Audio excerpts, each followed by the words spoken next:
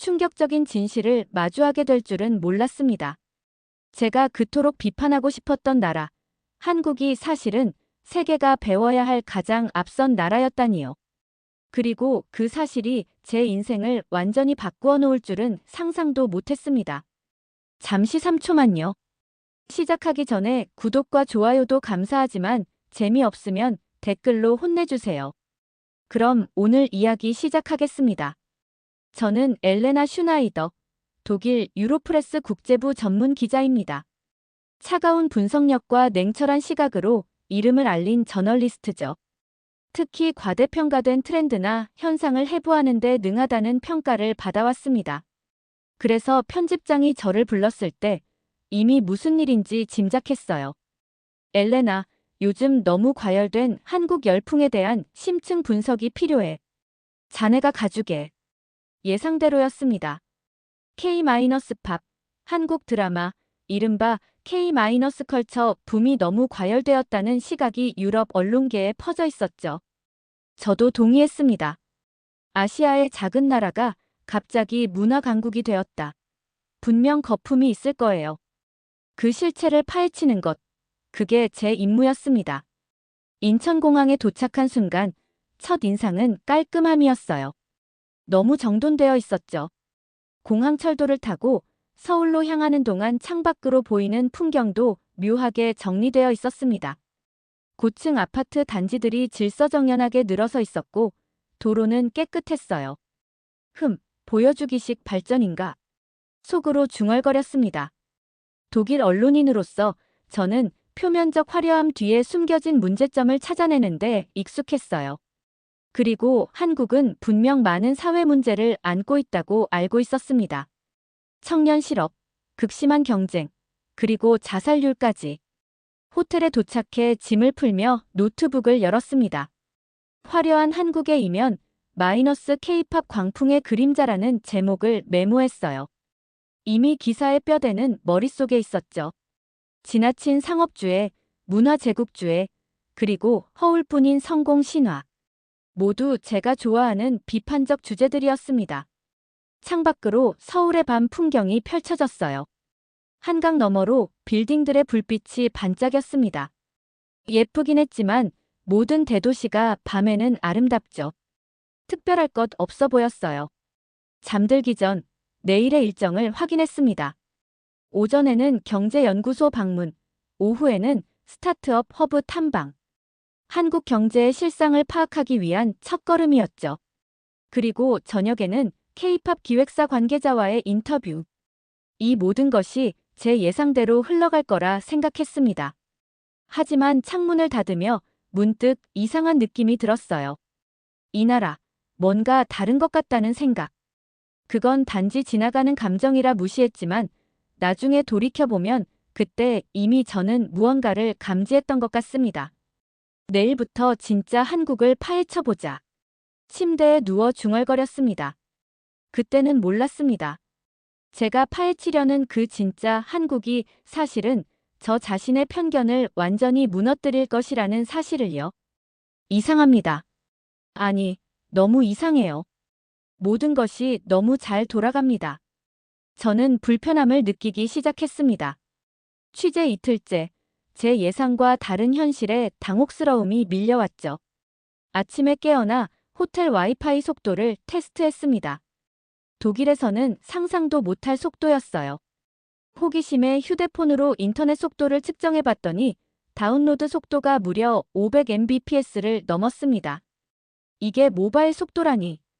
우연인가 싶어 호텔 밖으로 나가 카페에서도 측정해봤죠. 결과는 동일했어요. 이건 서울 중심가라 그런 거겠죠? 카페 직원에게 물었습니다. 아니요. 전국 거의 다 비슷해요. 지하철에서도 끊김없이 영상 볼 수 있어요. 아침 일정은 경제연구소였습니다.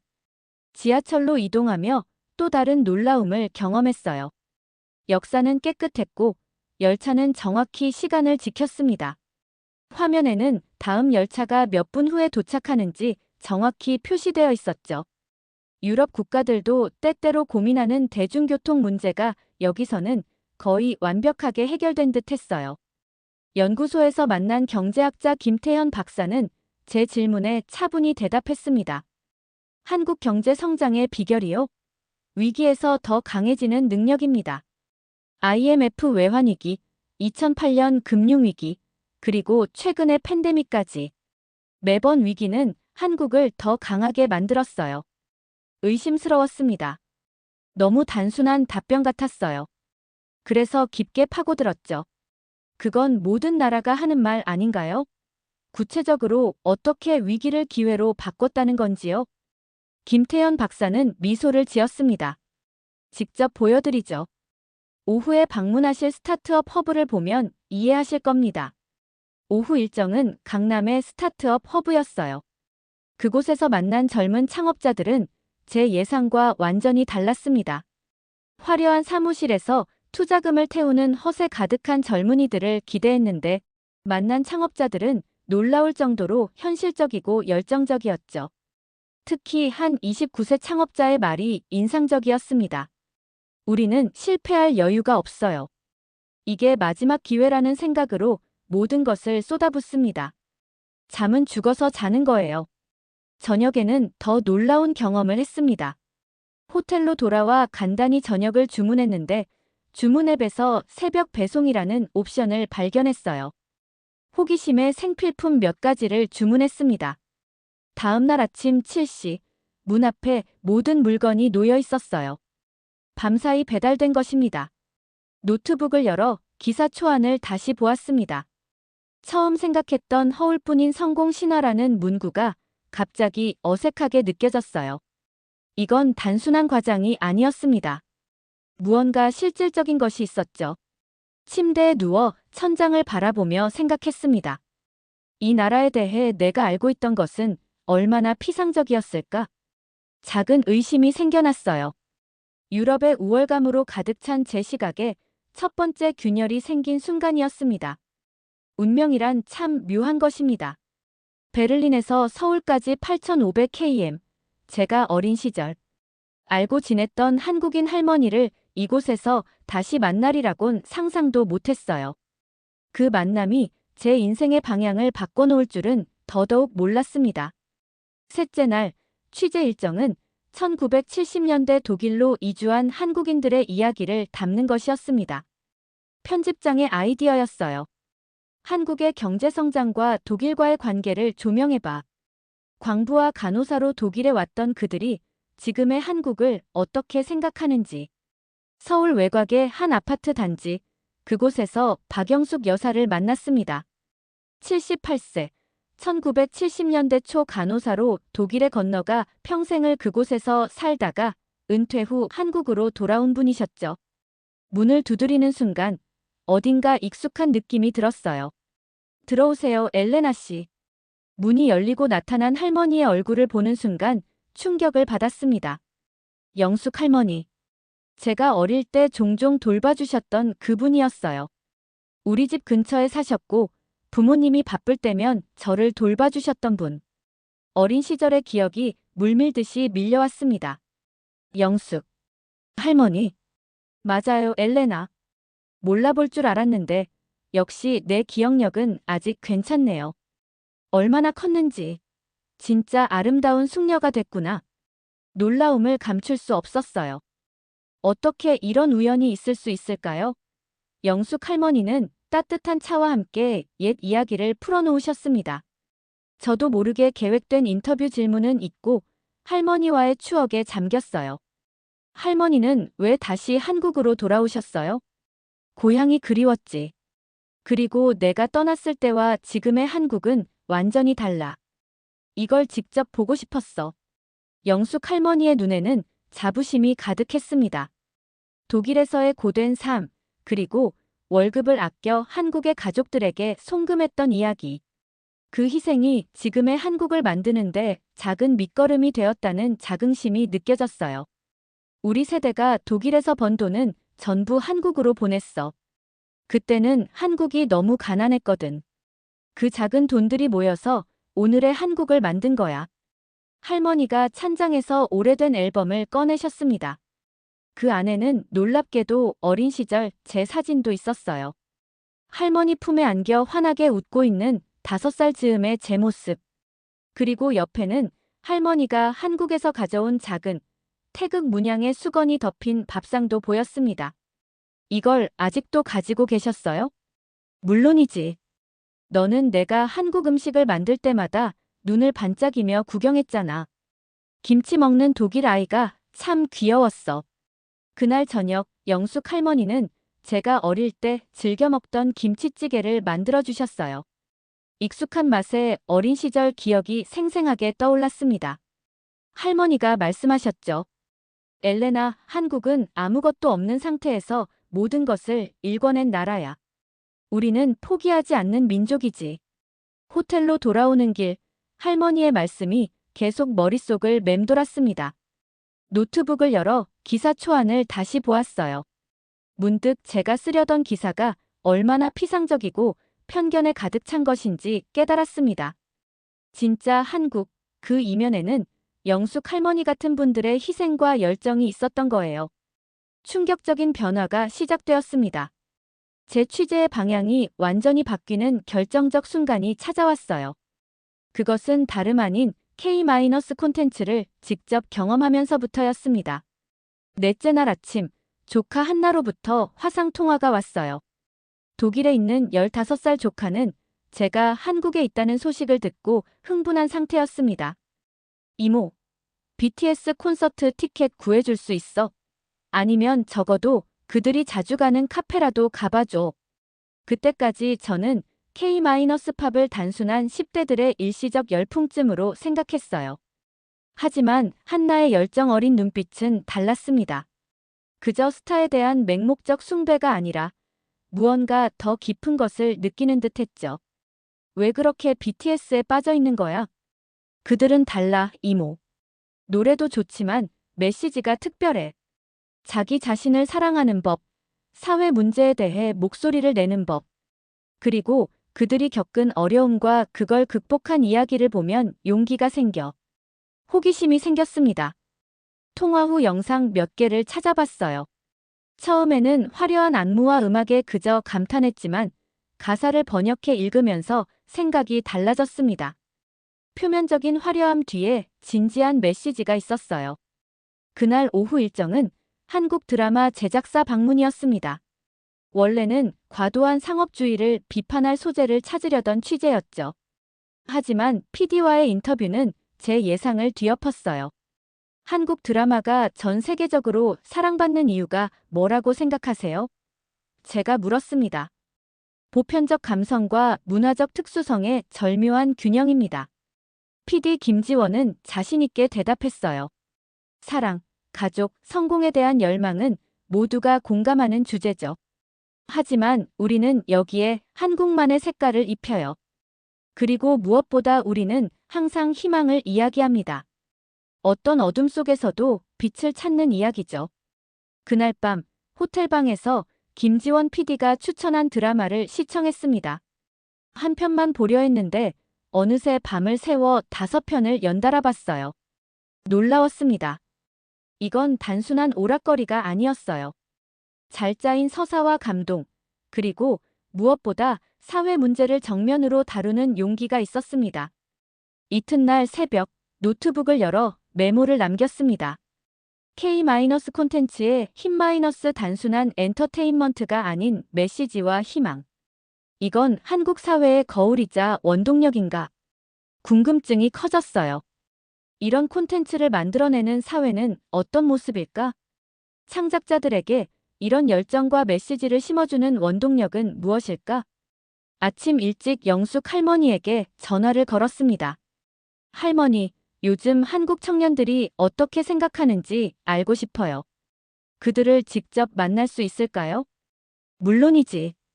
우리 손자 민수가 대학생이야. 그 친구들을 소개해줄게. 그날 저녁 서울대학교 근처 카페에서 대학생들과 만났습니다. 그들의 이야기는 제가 알던 지나친 경쟁 사회의 피해자라는 이미지와 달랐어요. 물론 경쟁은 치열했지만 그들에게는 분명한 목표와 자부심이 있었습니다. 저희가 만들어갈 미래 한국은 더 나은 나라가 될 거예요. 지금 어려움은 그냥 과정일 뿐이죠. 취재 노트에 새로운 제목을 적었습니다. 한국의 진짜 힘- 콘텐츠 너머에 있는 사람들의 이야기. 경이로운 현실을 목격하고 있습니다. 오늘 유럽인으로서의 제 자존심이 완전히 무너져 내렸어요. 한국의 기술력과 시스템, 그리고 그 이면에 있는 사람들의 에너지 앞에서 말입니다. 취재 5일째, 좀 더 깊이 한국의 초격차 전략을 이해하기 위해 특별한 일정을 잡았습니다. 아침 일찍 삼성 반도체 공장을 방문했어요. 보안 검색을 마치고 들어간 공장은 마치 다른 세계 같았습니다. 먼지 한 톨 없는 환경, 첨단 로봇, 그리고 나노미터 단위의 정밀 작업이 이루어지고 있었죠. 우리는 항상 한 발 앞서 나가야 합니다. 안내를 맡은 엔지니어 이수진이 말했어요. 뒤처지는 순간 경쟁에서 완전히 도태돼요. 그래서 우리는 초격차를 목표로 합니다. 그냥 앞서는 게 아니라 따라올 수 없을 만큼 앞서 나가는 거죠. 점심시간에 이수진과 대화를 나누며 놀라운 사실을 알게 되었습니다. 그녀는 매일 밤 11시까지 일하고 주말에도 종종 출근한다고 했어요. 더 놀라운 건 그것을 불만스러워 하기보다는 자랑스럽게 여긴다는 점이었습니다. 힘들지 않나요? 제가 물었어요. 물론 힘들죠. 하지만 우리가 세계 최고의 기술을 만들고 있다는 자부심이 있어요. 그리고 저희 부모님 세대는 더 힘든 환경에서 오늘의 한국을 만들었고요. 그분들에 비하면 저희는 편한 편이에요. 오후에는 쿠팡 물류센터를 방문했습니다. 로켓 배송이라는 시스템이 어떻게 운영되는지 보고 싶었어요. 광활한 물류 창고에서 로봇과 직원들이 완벽한 조화를 이루며 일하는 모습은 놀라웠습니다. 상품이 주문되는 순간부터 포장, 발송까지 모든 과정이 정밀한 시계처럼 움직였어요. 유럽에서는 이틀 배송도 빠른 편인데 어떻게 몇 시간 만에 배송이 가능한가요? 제가 물었습니다. 물류센터장은 웃으며 답했어요. 작은 나라의 이점도 있지만 무엇보다 시스템 최적화의 결과입니다. 우리는 매일 0.1%씩 개선하는 것을 목표로 해요. 저녁에는 강남의 학원가를 방문했습니다. 밤 10시가 넘었는데도 불구하고 불빛이 환하게 켜진 학원들, 그리고 열심히 공부하는 학생들의 모습이 인상적이었어요. 잠시 한 학원에 들어가 원장과 이야기를 나눴습니다. 이렇게 늦게까지 공부하는 게 과도한 경쟁 아닌가요? 원장은 고개를 끄덕였습니다. 맞아요. 부작용도 있죠.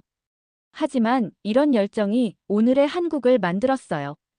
문제점을 개선하면서도 이 에너지를 잃지 않는 것이 우리의 과제입니다. 호텔로 돌아오는 길에 영숙 할머니에게 전화를 걸었어요.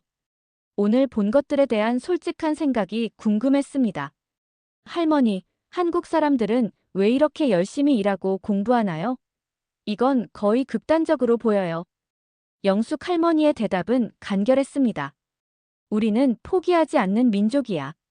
전쟁으로 모든 것을 잃었을 때도 다시 일어섰어. 가난해서 배고팠을 때도 포기하지 않았지. 그 DNA가 지금도 이어지는 거야. 창밖으로 서울의 밤 풍경을 바라보며 생각했습니다. 이 도시, 이 나라는 제가 알던 것과 완전히 달랐어요.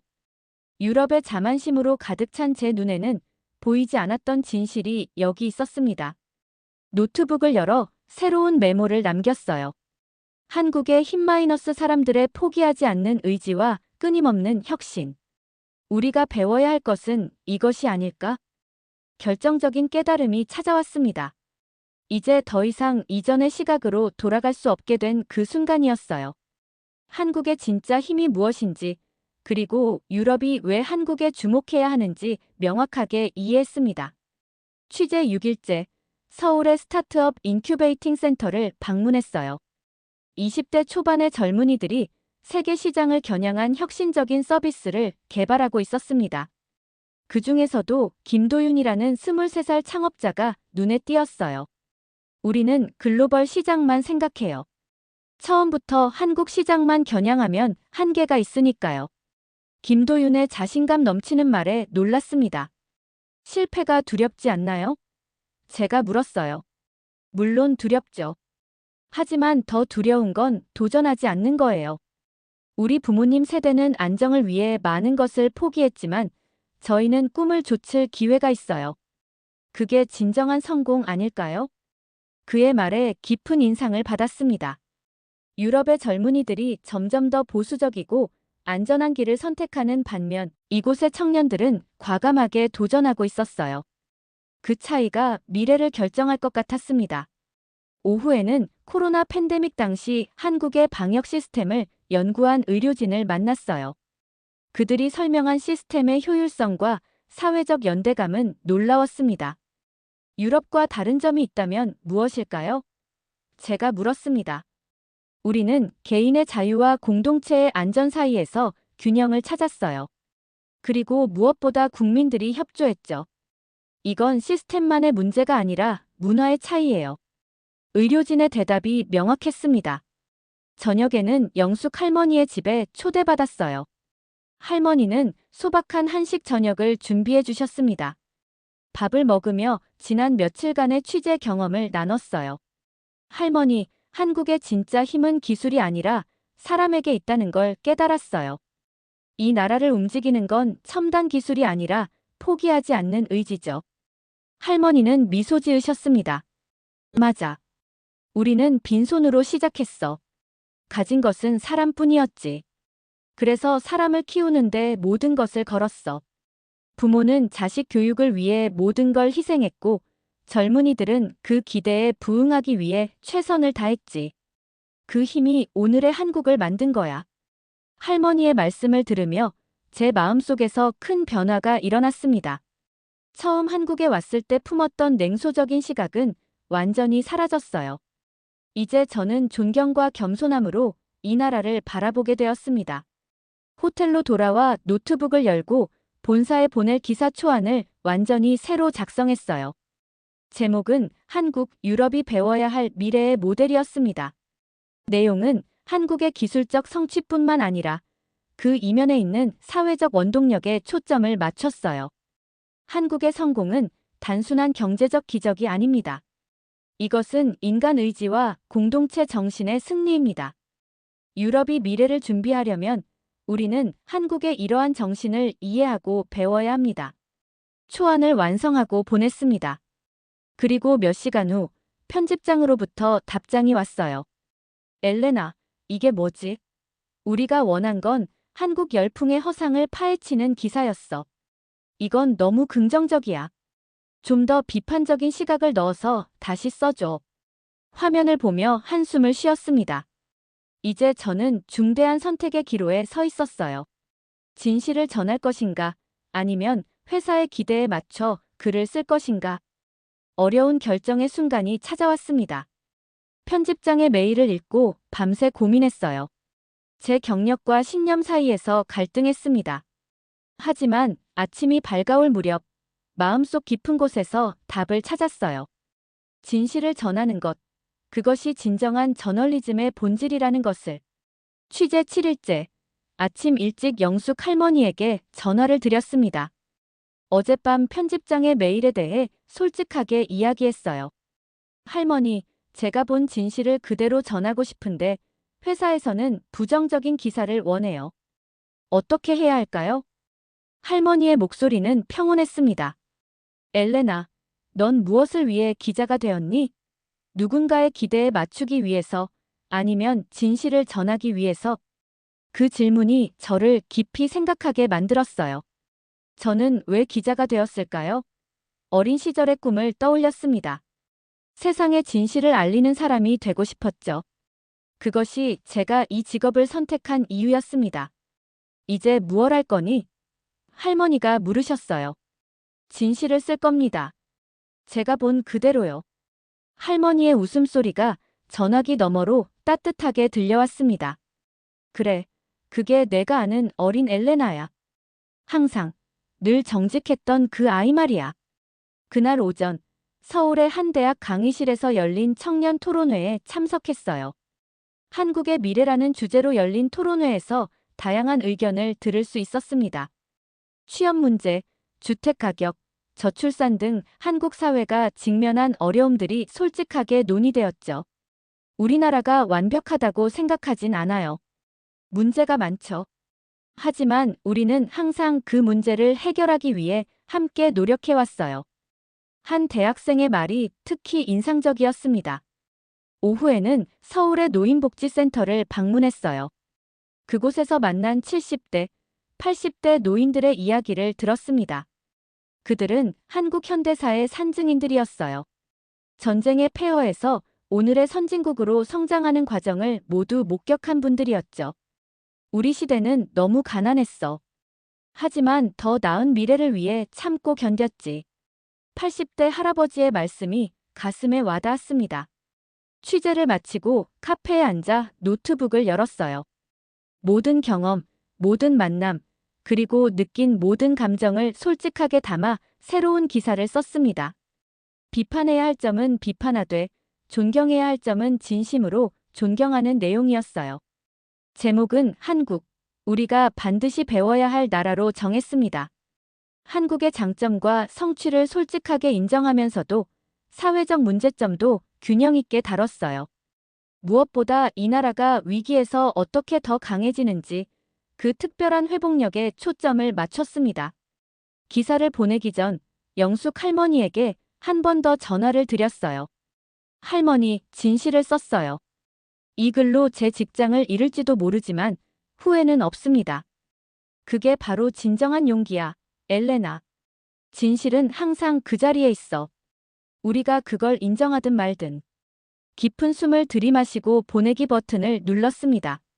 편집장에게 보낸 메일에는 이런 문장을 덧붙였어요.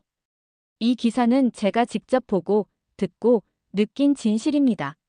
만약 이것이 유로프레스의 방향성과 맞지 않는다면 제 사직서로 받아들여 주십시오.